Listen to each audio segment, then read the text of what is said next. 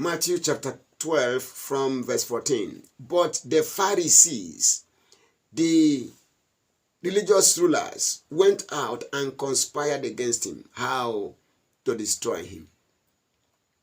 They went and conspired against Jesus Christ, against him. How to destroy him? If you are loved by God because you are obeying God, people will always hate you. If you're a child of God, if you are doing the will of God, people will always hate you. But hear me, don't respond. No matter what they do, don't bother about them. Jesus, aware of their plot to destroy him, withdrew from there. That is wisdom. If you know people are plotting your doom, don't stay where they are, withdraw from them. Jesus, aware of their plot to destroy him, withdrew from there, and many followed him. And all that followed him, Jesus healed them all. And ordered them not to make him known.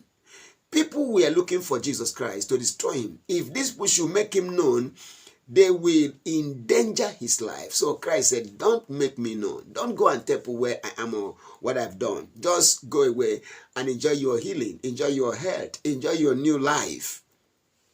He ordered them not to make him known. This was to fulfill what was spoken by the prophet Isaiah, saying, behold my servant, whom I have chosen, behold my beloved, with whom my soul is well pleased. I will put my spirit upon him. Jesus did this work because of the Spirit of God upon him. And he will proclaim justice to the Gentiles. He will not do evil. He will bring equity, justice, and equality to Gentiles. He will not quarrel nor cry aloud, nor will anyone hear his voice in the streets. A bruised reed he will not break, and a smoldering wick he will not quench, until he brings justice to victory. And in his name shall the Gentiles hope.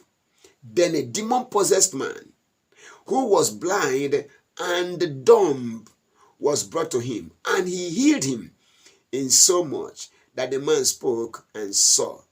And all the people were amazed and said, can this be the son of David? Can this be the son of David? Is this the one who is meant to rule us and govern us and help us? Jesus was given the Spirit of God. How God anointed Jesus of Nazareth with the Holy Ghost and with power, who went about doing good healing all who were oppressed of the devil, for God was with him. He will not break a bruised reed. He will not quench a smoking flax. Jesus did not come to destroy. He came to save. I don't care what you have done that may have been responsible for what you are going through. Christ came for people like you. I was once there. He picked me up, dusted me, cleansed me, made me whole, gave me his life and health, and made me his ambassador and sent me. Today, I am where I am because of Jesus Christ. Christ can take you far beyond where he has brought me or where he has taken any man. All you need is faith in him. Believe that he came anointed by God with the Holy Ghost and with power to do good to all. And he will do you good. Believe it.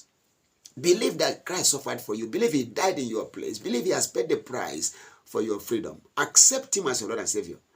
Confess him as your Lord and Savior. Follow him as your Lord and Savior. He is a shepherd. He won't let you down. My prayer for you is that from this day forward, no matter what others do, you will look up to Jesus and look unto him alone. For all that looked unto him were lightened, and their faces were not ashamed. He will help you today.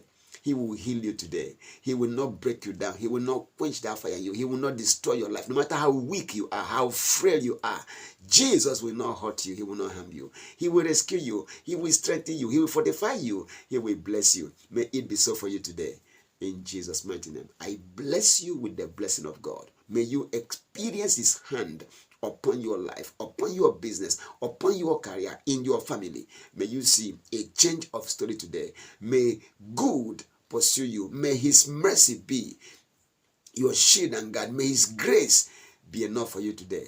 Experience heaven on earth and be blessed as you live and serve him as his ambassador.